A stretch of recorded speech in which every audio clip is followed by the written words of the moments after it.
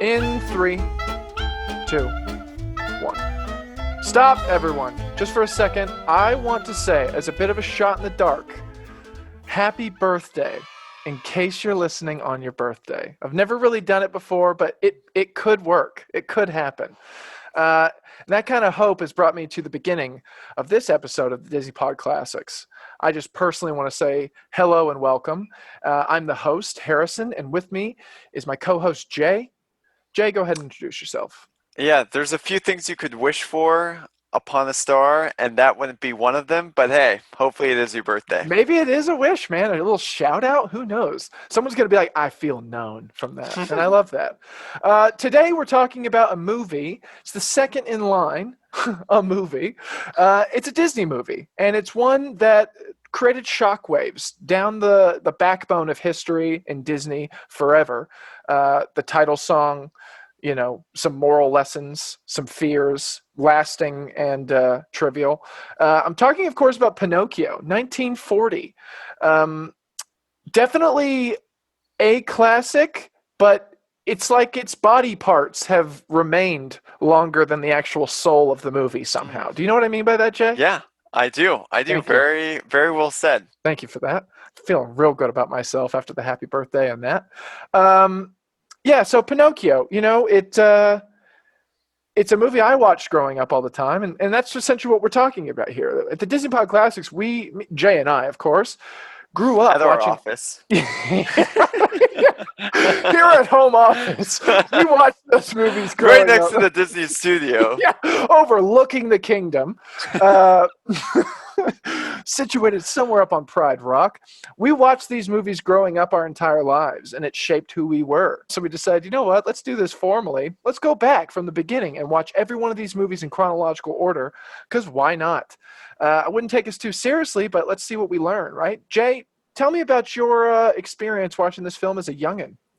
Yeah, every time I watch Pinocchio, I'm surprised how much I enjoyed it as a kid. And Yeah. out of all of the early golden age Disney movies from 1937 to 1959, okay, so we got a lot of classics: Peter Pan, Alice in Wonderland, Sleeping Beauty, Bambi, Dumbo, Snow White. Out of all of those classic Disney movies, other than Sleeping Beauty, Pinocchio would have been my favorite then, and I think it might still be my second favorite of this whole era. Are you And it surprises me every time, even as a kid. It surprises me. I now to hear that. loved this movie, and I think as an adult I'm less fond of it than I was as a kid, but I still really enjoyed this movie, and I'm excited to talk about it. Yeah. What do you think of it as a kid, though? As a kid, like, I think it was the word I put was unsavory. Like, there's a lot in this movie that doesn't go right, and that it's kind of scary. There's a lot of stuff that makes you uncomfortable, and I think I watched it, but semi-reluctantly. Like, I know it was in rotation, as we'd say, but it ruined my sister as well, Hope, which I bring her up about her fears all the time. Yeah, she's 2 for 2 right now. She's with 2 for this 2, and Snow White. 100%. But my point is, something about this movie has created a deep, everlasting fear and hope of whales. And she came in from something last night, and it just happened to be the end of the movie. No spoilers, but there's a whale, and she couldn't watch it. Like, she had to look away. Like, if she sees a whale on screen, Wow. she'll have to leave the room. And I asked her I said, "Is this because of this movie?" And she said, "I can't imagine it's not." I said, "Holy shit, okay." So, yeah, I mean, obviously there's something there that's unsavory, but It's it funny didn't have 'cause- the same rub-off on me. Yeah, I don't even think Monstro's in the top 3 of scariest villains. And Yeah. I mean, there's so many villains in this movie, but Pinocchio was such a weird.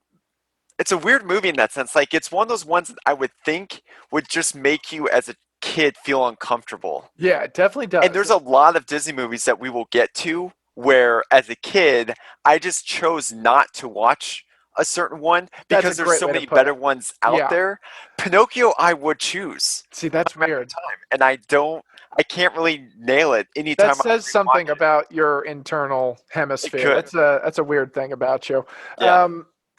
Did you like it this time around? Yes, I did. And it kind of leads into facts as well. But this, other than Fantasia, which is up next, and that movie's 2 hours long. It's like Other, 3 or 4, isn't it? yeah, At least basically. feels like it. Yeah. Yeah. But that's broken up into different stories. So if we're talking one main story, traditional Disney animated movie, Mm. this is the longest one until Aladdin. Geez, that really puts a mark Isn't on that it. weird? So Yeah. it's 90 minutes long, but it's a little long, but with 90 minutes it should be way too long, and it's not that, which is It's a a really good weird way to way put of it. complimenting it on the back Yeah, end. that's true. This should be shit, but it's actually decently timed. I see Yeah. what you're saying. It's weird because if you look back at the origin story of it, which I haven't really done a ton until recently, it's so drastically different that it almost makes this movie much more impressive. Apparently, the origin story of it is a book, as per usual right now in this era, but Pinocchio is just like an asshole, and like he just is creating mischief, and Jiminy comes in, apparently throws a hammer and kills him. He torments Gepetto, and then in the end he gets like hung and killed justly because he just didn't live up to the task of being a real boy. And you look at the morph that they did to make it what it is now, and it's like, actually this is kind of a sweet story in comparison to where it was supposed to go. And again, it's still one of the darker Disney movies, It does feel but from dark. where they took it from, Yeah. again, it's impressive. That's the thing, yeah. Like you realize, like, oh, this is like a horror film almost, and now you've made it into like a Disney classic. Like it's kind of dark. What do you know about this movie? It obviously second Disney movie that Walt Disney and Company Ever created? released. Yeah. And then this was successful. It wasn't the box office hit that Snow White was before, and a huge part of that was World War II had begun in Shout Europe. out. Get it? And yeah, in the global countries, this was not as successful, but in the United States, it was still popular. Mm, And it won 2 Academy Awards, and one of them being for original song, "When You Wish Upon a Star," which classic. is Disney's first and certainly not last, but it's It's cool that they definitely got the endures. It yeah the head endures. nod. Yeah, that it was that popular then and obviously now. And then also Like the one theme. for original score as Mm. well. But it was the first time that Disney had won for an actual competitive award, as they won an honorary Academy Award for Snow White. I actually found out that they made a. Did you know they made a video game of Pinocchio in 1996? Yeah, I've watched clips of it. It looks I'm so weird. I could do a whole different podcast on Disney video We should games. just go through and I've do a playthrough. Yeah, I've played like half of them, but I've watched bits and pieces of all of the Yeah. ones because I'm fascinated how they It's so turn these weird. movies into a video game. And Pinocchio certainly stood out to me as like a The one that side you wouldn't have scroller and the expected. different levels that they Yeah, choose. that's exactly what it is. Yeah. 100%. Speaking of video games, I also saw that Stromboli inspired the creator of Wario. Whoa. Yeah. I didn't And know if you that. look at him, Oh you're like, yeah. yeah, of course it did. It's really Yeah. weird. He's like been in interviews and said that that's where he got the idea, and like that was how he designed him. And I Wow, love that's that fun. so much more. I actually would play with Wario more like in a Mario Party situation. I would never touch Wario, but because he's just But now. garbage. But now I'm like, it's a little bit of a hat tip to the old Strom Bowls. You know what I'm saying? Yeah, exactly. I And don't no one that you are playing with would know who Stromboli is, but that's part of the charm of it. Yeah, that is part of the charm. I'm going to get into this movie. Let's talk about it a little bit. What do you say, Jay? Yep. So, for those of you who haven't seen Pinocchio recently, we'll go over it a little bit. It's essentially the story of a small puppet. There's a little man who makes puppets and clocks, and he's got this obsession with having a real boy, and he wishes on a wishing star, as you do. A blue fairy comes in and makes that boy real. You know, he transitions right into dad mode and says, "Oh my gosh, this is so great, but you got to go to school tomorrow," you know, because that's what you do. And Pinocchio, the wooden boy's name, he's like a marionette without strings, if you can imagine that. He gets intercepted by these two con men, Honest John and Giddy, I think is the cat's name. Honest John's a very smooth-talking fox and sees an opportunity in Pinocchio as he walks by. A marionette without strings. He sells it to a traveling caravan of puppets and whatnot. And Jiminy, his conscience that's been assigned by the blue fairy, is just freaking out and cannot do anything about it. Well, I'll stop there, but here's my question. You obviously watched this a bunch as a kid. You had your opinions of Gepetto, the peddler. Now that you're an adult, how do you feel about Gepetto?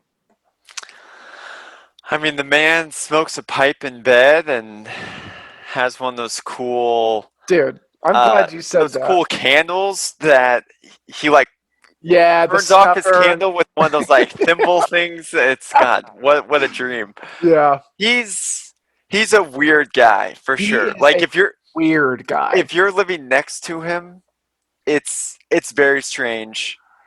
He also brings Pinocchio into bed with him as well. Not anything more than that. Don't you guys be sick. But it's weird that he has a puppet that's like his one Weird that he's into dream. puppets and only has one that he's just dying for that thing to be a real boy. And it's like, at what point are you looking back at yourself and saying, why do I want this so bad? What do I need? If he's so into puppets, I mean it kind of gets into you think he knows Stromboli? Like has he ever done business with him? Oh, it's a great question. Maybe he got it from It's a small Stromboli. town. No, he made it. He's been working on it. He made that puppet, let's say.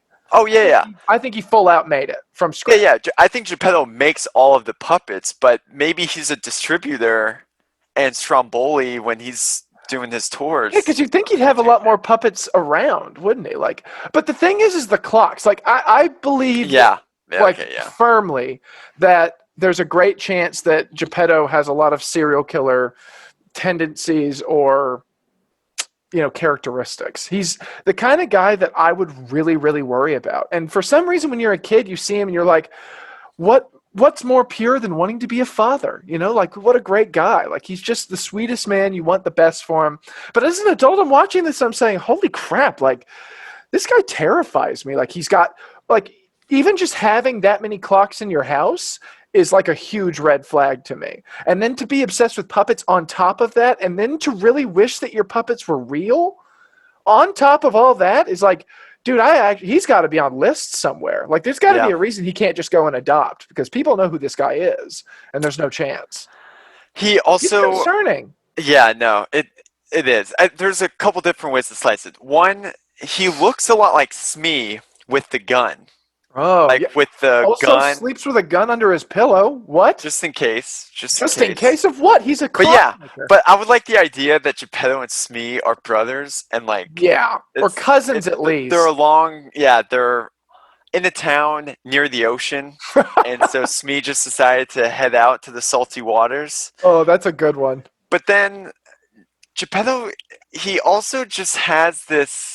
He could have a wife who passed away and she was really into clocks and they loved to make puppets together, and it completely changes the creepiness that you're saying right now. Yeah. But without that void being filled, you can assume he's a serial killer. Obviously, he's got his own little things he talks to, like the cat Figaro, which apparently was Walt's favorite character, if I'm not mistaken. Yeah, Is that right? ever. Yeah, His which favorite is character so ever. weird when you watch this movie. You don't understand. He's got a really hot goldfish who is very flirtatious and attractive.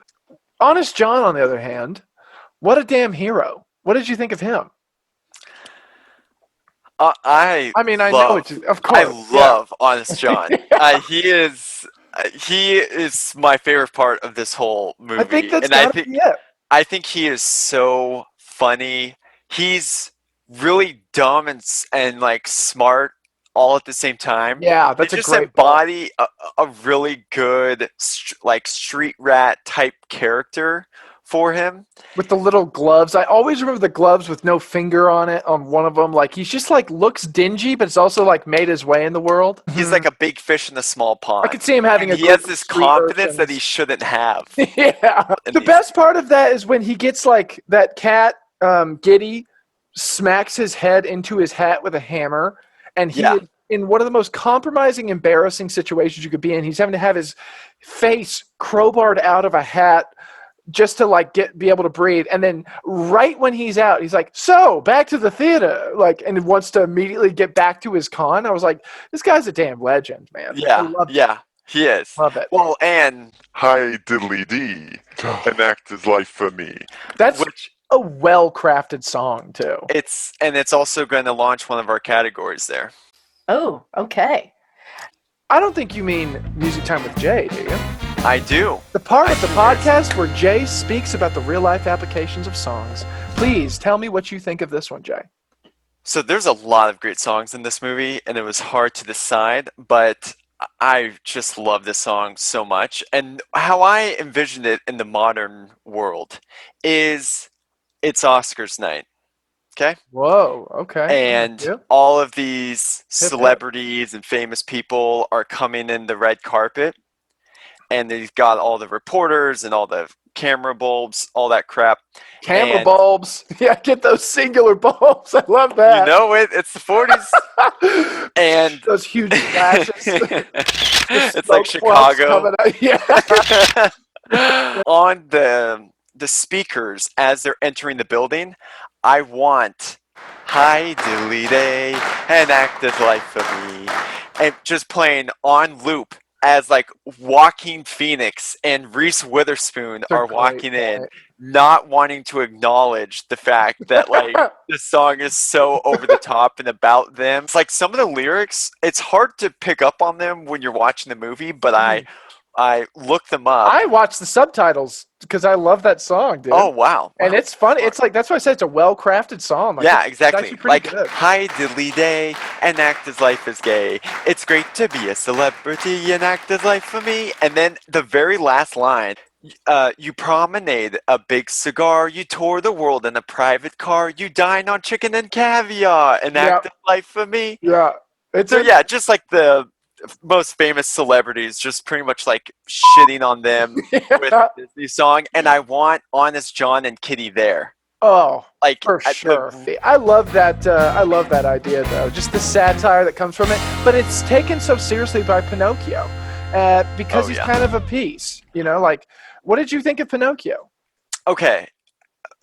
There's a lot with Pinocchio. There was a lot, and we don't have to Okay, get into all of it one- now. No, Let's do but it. Pinocchio Therapy, multiple sessions. Pinocchio is a great character. And this is the reason why I enjoyed it as a kid, is he was so close to being too dumb where you hate him or it's like Yeah. cringeworthy. But I never felt that way throughout Pinocchio anytime I've watched it. Like, are you maddened by his dumbness? You know, you're frustrated when you watch it, but then if you really think about the reality of coming to life as a puppet, that experience must be beyond anything that we can comprehend. And I think we don't give him enough of a wide berth for the decisions he makes.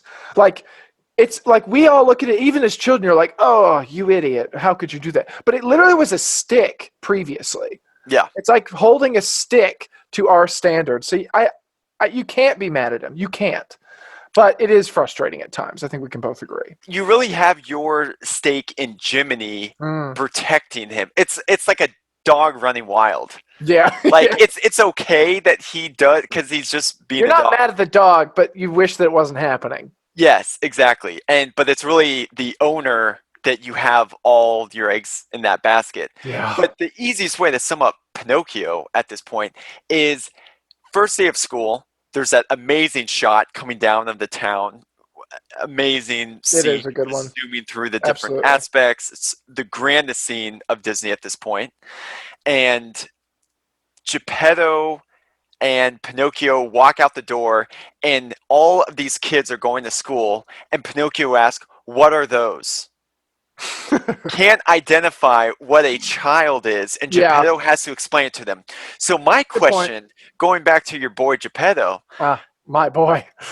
My A real ma- boy. he did a major disservice to the teacher. If Oh, Pinocchio yeah. would have got there on the first Rocks up to day, school being like, I want a separate scene or a complete movie of what Pinocchio's life is like his first day of class. That's a great element of what we'd like to sequel. And I could not agree more. Like, the alternate universe in which Pinocchio actually has to navigate this world without other forces trying to, like, have their way with him is... We really need to lean into that. He was a stick, and now he's a real person. How the hell is that teacher going to deal with that? Like, first off, a wooden child walks into your room. So enthusiastic, Yeah. so excited to see With everyone. the apple and everything, and she's just like, Holy shit, what are you? and then has to, like, teach it anything with no basis of understanding. That is actually hilarious. If I could pick a sequel, something I'd like to see, it would have to be the background on Jiminy, who we haven't talked about yet a ton, but when he rocks up to the story, he's got, like, he looks like life's been hard to him, but he's got a really optimistic outlook. He's got, things that are worn down. So, like, at some point he might have been wealthy and then lost it all, or who knows. But were you not intrigued a little bit by what Jiminy, where he came from when he hopped up? Like, he's a resourceful guy, but he seems like he's down on his luck. I don't know. What do you think? Yeah, I found him very inconsistent, and it's part of the reason why I would like more backstory. Yeah. But as I mentioned with Pinocchio, the reason why you're not as stressed out is you have all your eggs in Jiminy's basket. I have more. That's a hilarious thing to say. I have more. Jiminy's basket. I have more criticism towards him as a character because he actually is do too. supposed to be the most responsible one, And heroic. and I don't think he is that good of a conscience. No. He's got this very wishy-washy, like, he's, like, oversensitive, and he feels like little things that happen. He's like a girlfriend where things aren't going well with, where, like, any text you send, he's like, oh, wow, well, this is what you mean, and then, like, we'll leave, and then be like, well, I guess I should at least say goodbye, and then goes back. Speaking of, take us to the second chapter where he... does his little fluff off to this whole situation, seeing him with Honest John, and then comes back and looks at him in Stromboli's wagon where he's performing the show. Why don't you take us from there? Oh yeah. So Oh, yeah. Pinocchio sings "I've Got No Strings" Pause. on stage. That's actually another thing to Pinocchio's credit that I thought of. How the hell did he learn that song in one night? And dance? For a stick. Let's all keep this in mind. This guy's a piece of wood. And learns a full vaudeville routine. I have no complaints on Pinocchio. Yeah, no, you won't find this for the rest You're of the watching me session. getting turned as we're talking right now. Okay, So yeah. I'll let you go. Keep going. So then Stromboli, you're in his wagon cart, and he's made all this money. He tells Pinocchio that he's not going home. He throws him in the cage, and the blue fairy comes back. Jiminy has also arrived at this point as well, and the blue fairy catches Pinocchio lying. The classic scene of his nose growing finally goes back, and she's like, hey, like, don't screw up again. They escape from Stromboli because the blue fairy gets them out, and then there's a scene of planning of Pleasure Island between Kitty, the coachman, and Honest John. And then they re-engage with Pinocchio and have a little bit of a scene where they try to convince him to go to Pleasure Island. And then that's what his soul needs at this point. And then they go off on a wagon led by the coachman with a bunch of kids. So we will stop there at this point. But there's a hell of a scene that this is the only one where, like, as a kid, you just felt uncomfortable and just wishing something else was going to happen. The scene when Gepetto is out in the rain with his lantern, and he calls for Pinocchio in the rain, and he yells, Pinocchio! And with the thunder? The thunder hits right at the same time, okay? Dude, that hits heartbreaking, hard. and they miss each other just by a second.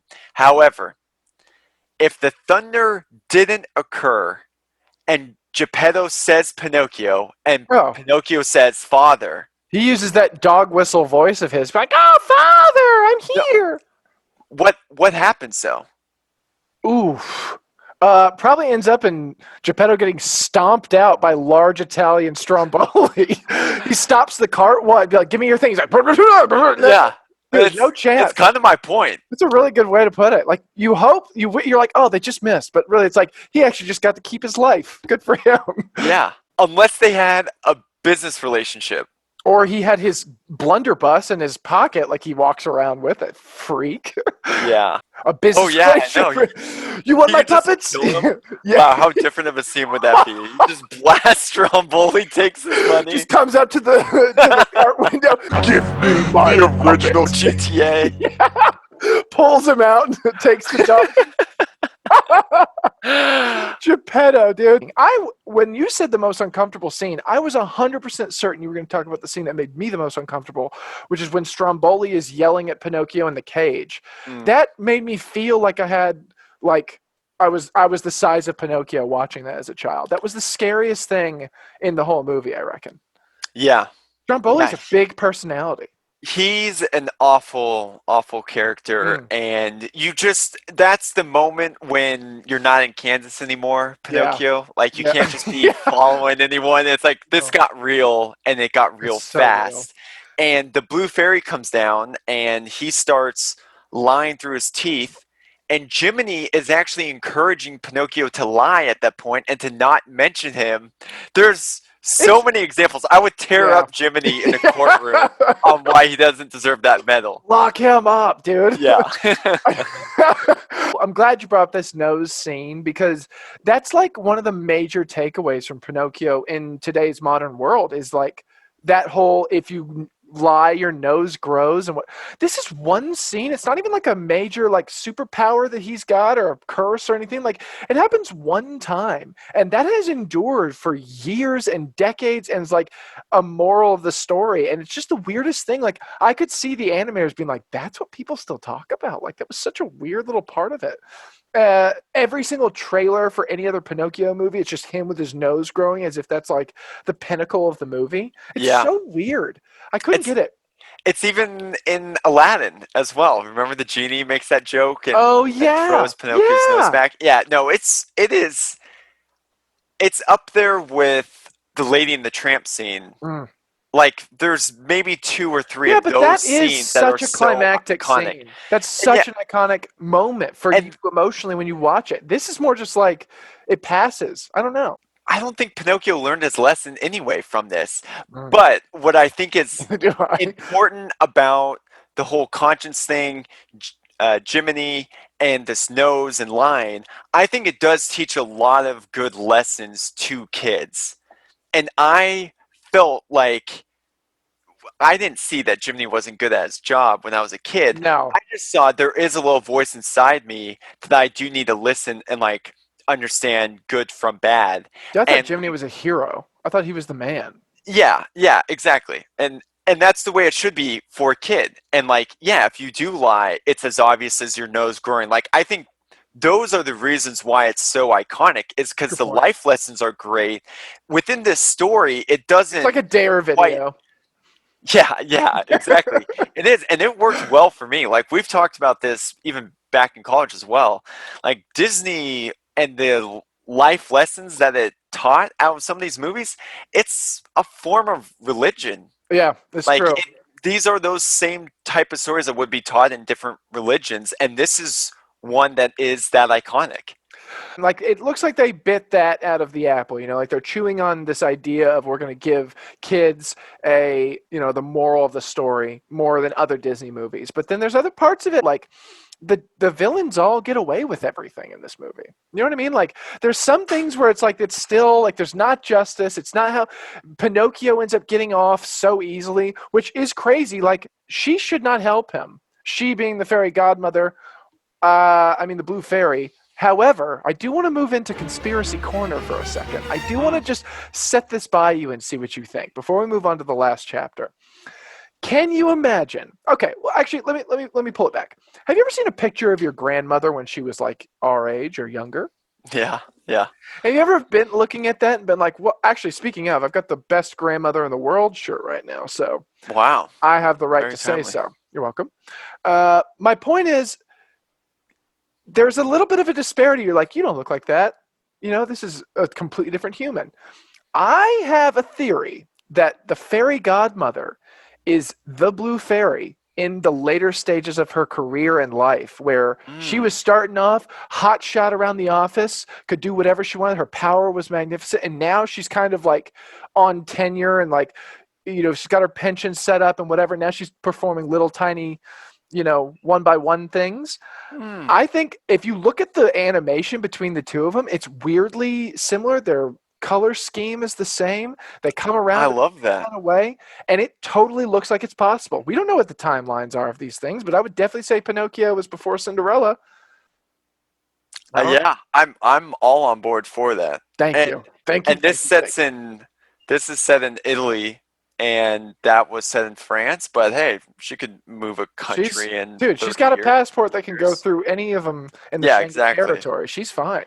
And it does seem like the fairy godmother, she's like at the end of her career. Yeah, she seems like she's more relaxed. But this girl, the blue fairy is like she's on top of it. She's trying to make professional. When she gets there, she's really putting on.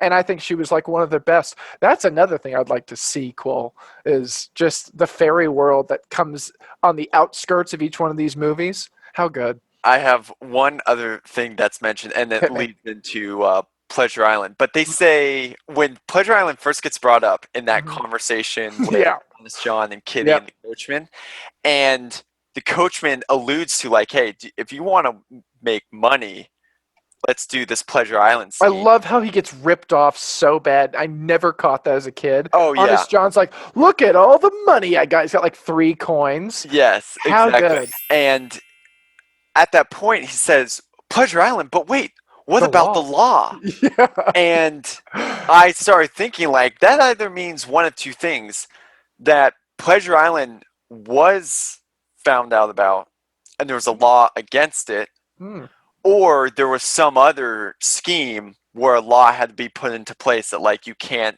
convert kids into animals or something like that. What? But it's a weird throwaway line. That is a very weird line. Such a ... to a larger storyline there. I could not agree more. Yeah, what do you think the law is in well, this I've done a lot of thinking on this, and it's gone in a lot of different ways that aren't even very organized. But there's thoughts where I'm like, what is Pleasure Island then? Because I'm thinking, is the coachman the devil? Like, could he be? Because he asks him to meet him at the crossroads at midnight, which is very like folklore for meeting and doing a deal with Satan or the devil or whatever. So I'm like, that's a weird thing. And then but then Pleasure Island being known about by the law. Even then, Honest John's like willing to kill somebody real easy. He's like, who do we need to whack? But then he's like, whoa, Pleasure Island. And then you look at these weird spiritual minions that he's got that are like gorillas and also like just blobs of black that are just really strange looking. And so it seems like it could be kind of a metaphysical place, but then it's also like rooted in reality where the law is like keeping people from it or something like that. It's very weird. It's a very weird situation. It's surprising that Pleasure Island is not more of the staple from this story, in my opinion. Let's get into it because it is crazy. They're on the cart. They go to Pleasure Let's get Island. on the cart and go. Yeah, let's just shooting blanks like fucking Lampwick. Yeah, I'm just with the slingshot, just shooting nothing.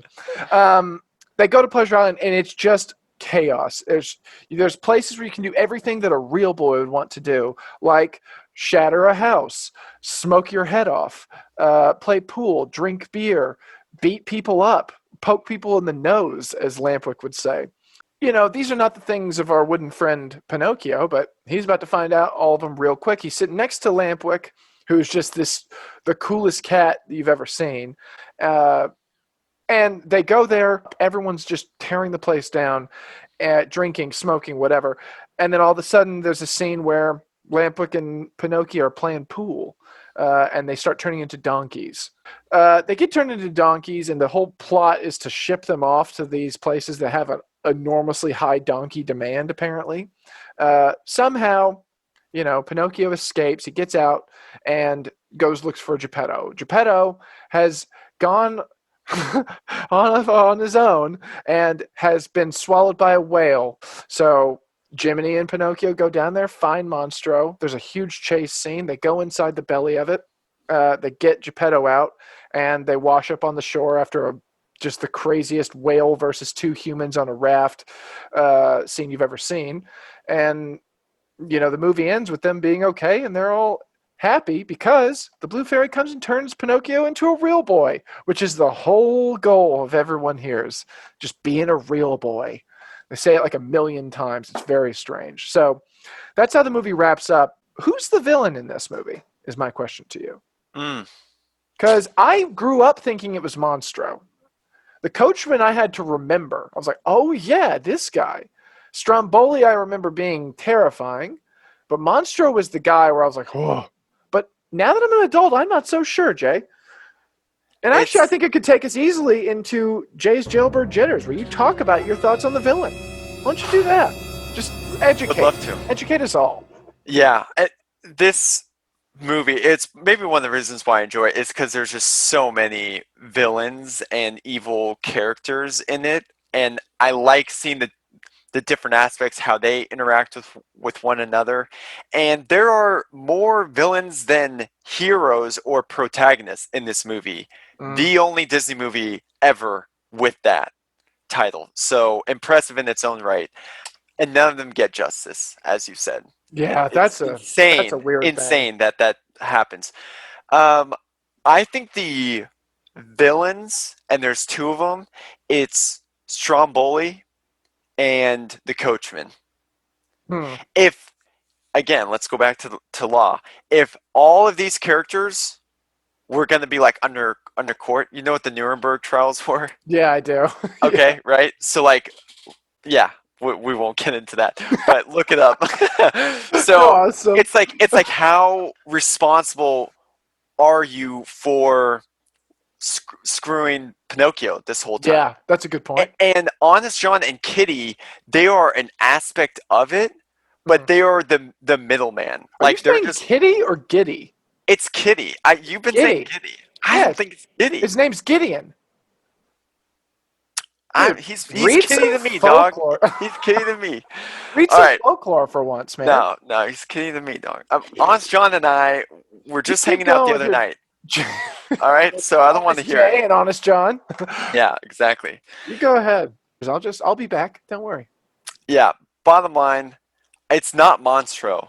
Like, he's just being a character. He's like the bear and Fox and the Hound. He's just doing He's just a force of nature in a sense. Yeah, but the coachman and Stromboli are straight up evil.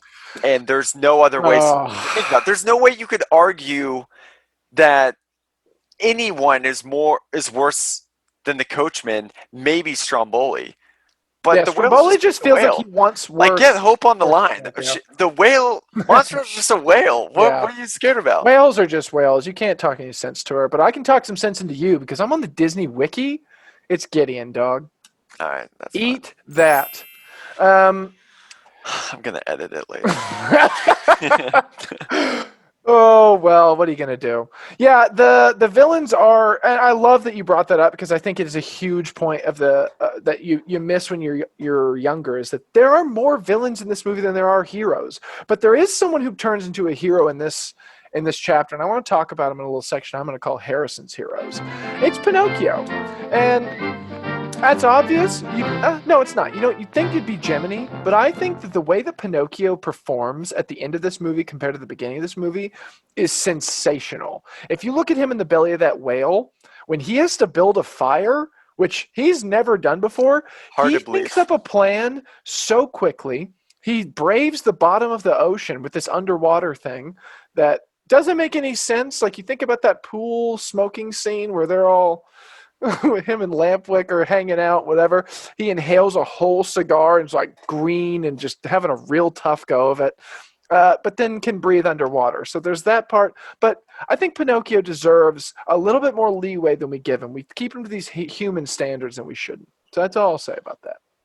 That's beautiful. Yeah, Pinocchio doesn't get enough credit. He doesn't. Yeah, he's like a really funny, likable doofus for most of it. And when he's not doing that, he's being a hero. How do you reckon you'd go on Pleasure Island? What would you do there? I had the same question for you, actually. Like, really? Out of the model house destruction, the rough house where you're just beating other kids up, or Tobacco Row? Like, where I are you? think I'd be a donkey, man. I think I'd go for all of it, just to sample. Like that place is nuts. The costs associated. I mean, we should just, you know what? Instead of that, let's talk about this economic circumstance with the amount of donkeys Please. that this world needs. Yeah. Like, you look at the crates, and it's like one of them's to the circus, one of them's to the salt mines, and I Yep. forget what the other one's to. But It was just those two. how could anyone need this many donkeys? What's going on where this is not enough donkeys? Why wouldn't they change them into like horses? Yeah, or like Or they- ox or something, or like something Yeah. that can yield like more meat, or I don't know, like cows even. Like if you could make cattle out of children, like that's actually a really good swap in some circumstances. Not anyone's kids who's listening, but other ones. You know who I'm talking about. Oh yeah. Oh yeah. Yeah. No, I don't understand this whole operation, and I want to It's a know weird operation. what was the law. That Yeah. would That answer kills all me. this. It would.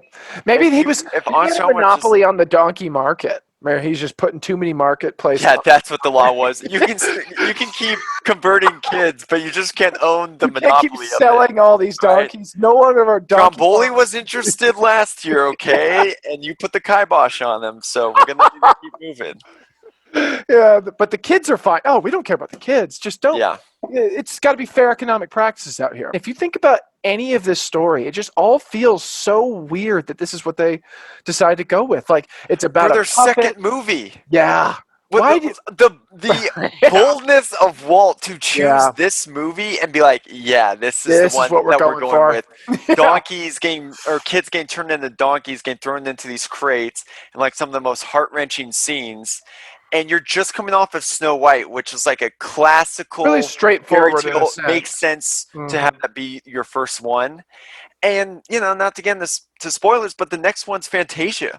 Yeah. He was so All over the innovative, place. and there's no way that we get to Disneyland in 12 years from this point without that just always pushing the boundaries. That's so and weird. He had a quote about Disneyland when it was first invented, because they're like, oh, it's always under construction, being rebuilt, like when's it going to be perfect? And he said it never will be perfect. Like that's the idea of it. It's going to be always evolving. Amazing, just from a business mind. And Yeah, how it innovative is phenomenal. It is phenomenal. I think that's all I've got for it. Other than Jiminy didn't deserve the award, but yeah, another day in court. Jiminy, I mean, obviously, he's not going to win my favorite character for sure. Yeah, he gets jealous about not being his best friend. Yeah. He's late to his job on the first day, which is Yeah. how Pinocchio even ran into Honest It's a John. great point. Who knows if Jiminy locked it down? Exactly. Tells Pinocchio that he shouldn't go after the whale, and Pinocchio does, and that's when he becomes a hero and earns his right to turn Rite of into passage, a unicorn. yeah. So it's when he doesn't listen to his conscience. I can't move on before we talk about a scene in this movie that catches me by surprise every single time I see it. At the end of the very end of the movie, where they wash up after being attacked by Monstro, and you see Gepetto, and he's like, "Save yourself, whatever." Oh, And yeah. it just pans to Pinocchio, like face down in a puddle, like it's in the ground. It is the craziest, like, shuddering image I've ever seen from a cut like that. Like, he's wood. He just breathed underwater forever. He's not dead, but like he's just like it's like a watercolor painting all of a sudden of just someone who drowned. Yeah. It's It's a very good GIF weird. out there as well. I almost sent you Yeah. it earlier today. That It's would've just the been- water Yeah. coming up on him, and it's just him staying there. It's Oh great. my gosh, so Actually, good. speaking of Pinocchio, though, when he turns into a real boy, A real any- boy.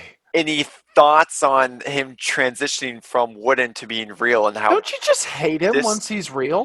it just looks so different? It's Don't weird. you just hate him? Not I that remember as a satisfying. kid, I was just like, I hate this. Turn him back. Turn him Yeah. back. Also, what's good about being a real boy in comparison to this?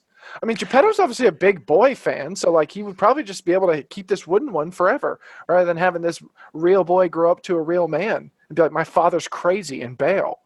Yeah, it's similar to in Beating the Beast with the Beast when he turns into You don't like that the either, prince. you know? It's weird. I don't It's know like why. it's not as satisfying as what this whole goal was. There's got to be some psychological thing where, like, that's what they're going for the whole time. That's the goal, and then you get it, and you're like, ew.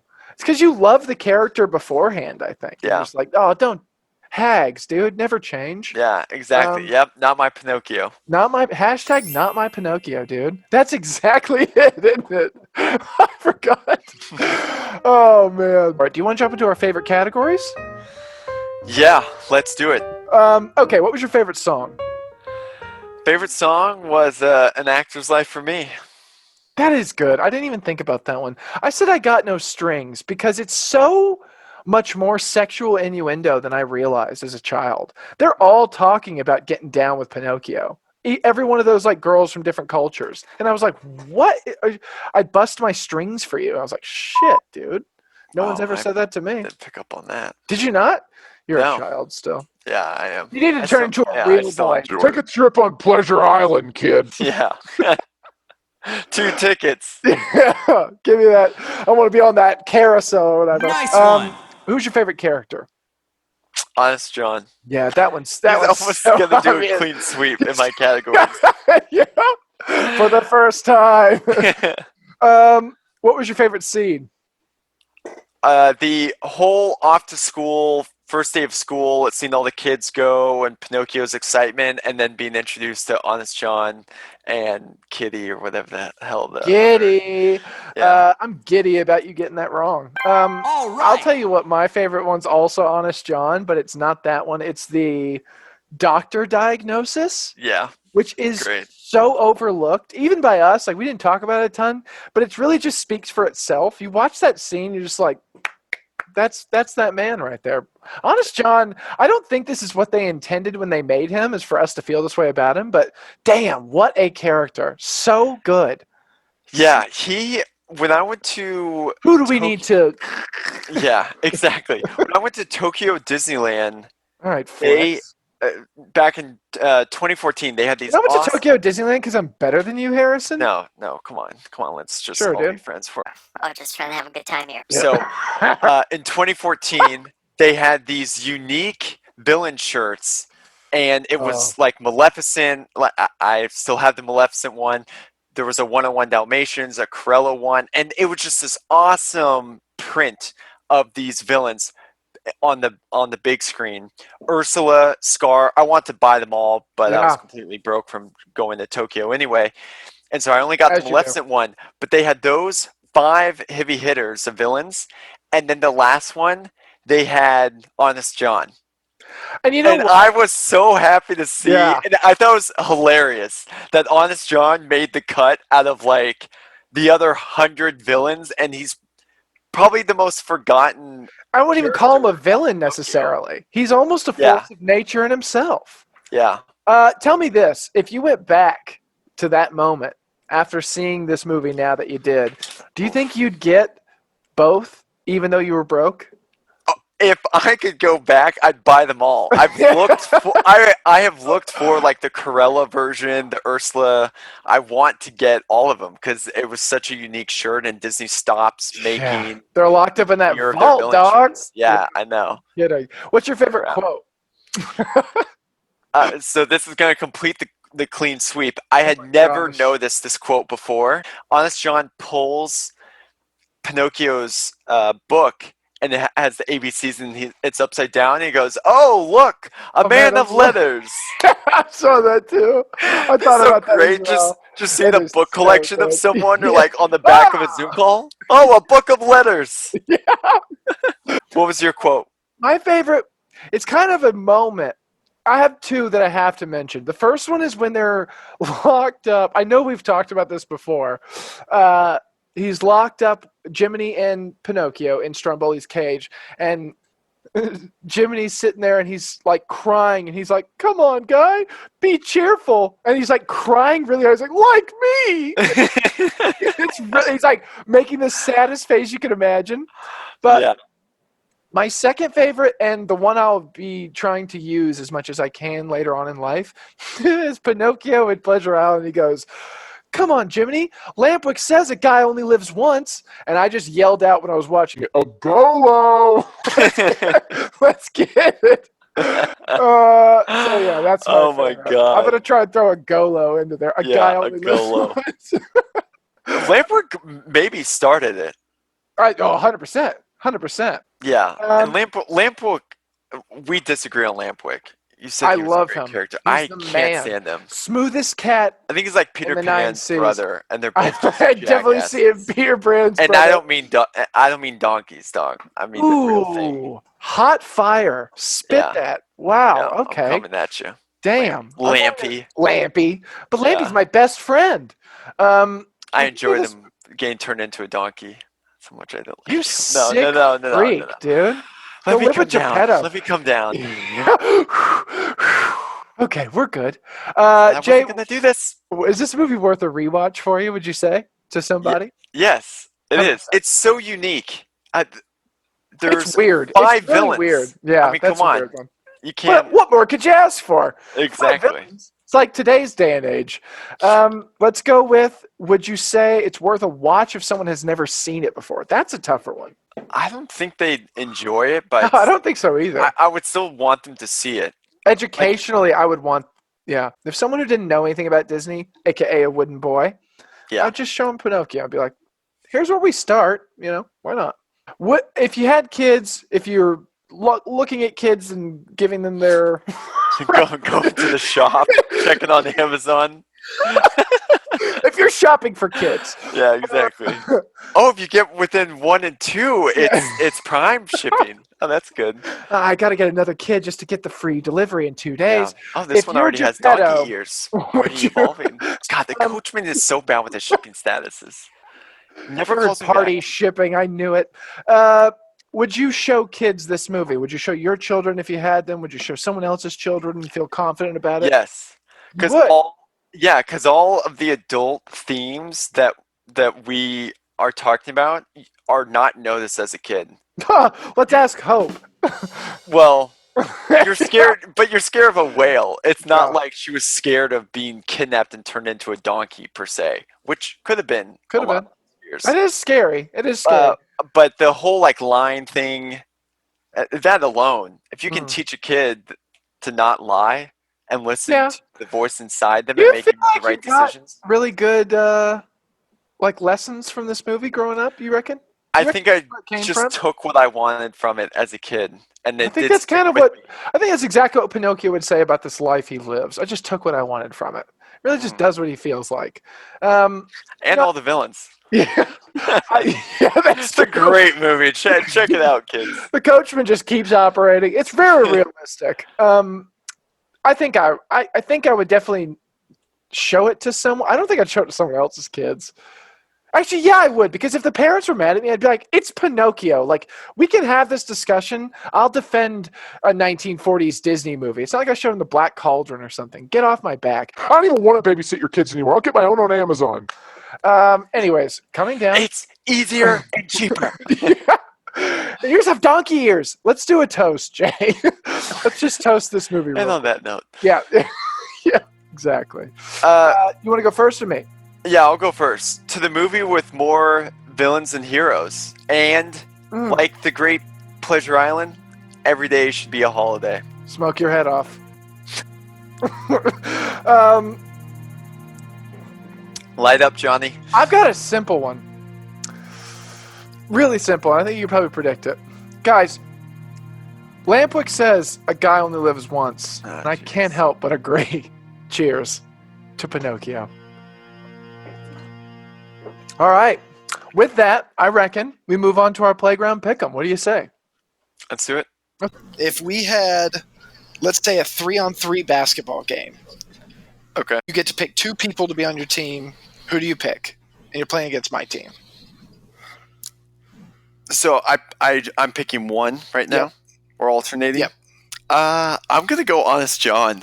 Oh, I think he's like a great hybrid power forward. Like he's not gonna get rough down in the paint, but I bet he's got a great shot. Yeah, I could see him having that pull-up mid-range game for sure. Yeah. But then also like Yeah. Hakeem Olajuwon type post moves. He's got that Yeah. balance, but I could also see D'ing him up pretty easily. He's very skinny. And for my defense on him, I think I'm gonna have to. I don't know. I'm gonna, you know what, just to have some protection down low, because he's got some height. I'm gonna have to go with Stromboli. I want to talk about some rumbling in the jungle. Yeah. There, he's gonna just work him over. I was curious if Stromboli or the coachman were going to get picked first because they're very similar, right? Like, who's got better endurance? Like, who the hell knows? They both sit and just like watch horses all day. Yeah, that's a good point. Okay, who's your next pick? Okay, so if you go Stromboli, I'm going the coachman to match him up. Okay, so then that means Honest Just John. fat on fat. Yeah, no, that's a good one. Fat on fat crowd. I think I'm for this. And a lot of sweat. Yeah, A lot of sweat Okay, happening with definitely those two. Like, no one's going in for a rebound on 100% Stromboli. guarding each other. I think on this one, I'm going to have to. The coachman's a good pick. I really probably would have rather had Honest John, but I think I'm going to have to go with Gepetto. And I think he's kind of a Manu Ginobili type long range. Yeah, right. Maybe 50 years ago. Manu Ginobili. I think he's got that kind of like court vision. He plays that old man basketball. He's not. Yeah. I mean, we're playing half court probably, so it's not like he's going to get tired out. But he could definitely, get it down low in the post to Stromboli, or I could see him being left open because you're not taking him seriously, and him draining that long range three in your face. So I don't know. I feel like those are pretty good teams, though. So I've got me, Stromboli, and Gepetto versus Jay, Honest John, and the coachman. That actually is a phenomenal matchup. But I feel like Honest John might be the one who brings the intangibles, and I don't know what he's capable of. Yeah, I feel really good about having Honest John. Yeah, I would too. That's what first pick means normally. Okay. With the first pick of the Pinocchio NBA draft. Honest Norris John. He comes up in the same suit. With the cane. On to the basketball court. On to the pick and roll. Hi, doodly 3 points for me.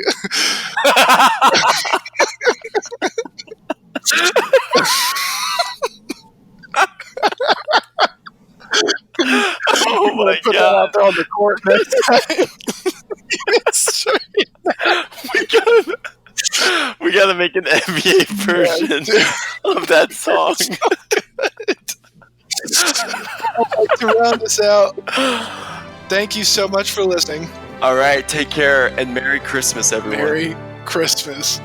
See you out there on the court. Certain mood and certain scenes will stick out more than others. Like, Yeah. I could watch this tomorrow and be completely glazed over in that section. Does but that find make something this else really the best interesting. movie? It No. might. That's No, an amazing no, quality. it doesn't make We it the don't- best movie. Is Fantasia the best Disney movie? No. All of those That's movies going to be the behind title you of are this offended, episode. Is please, and myself, Fantasia the and best generations of Disney my movie? family, please.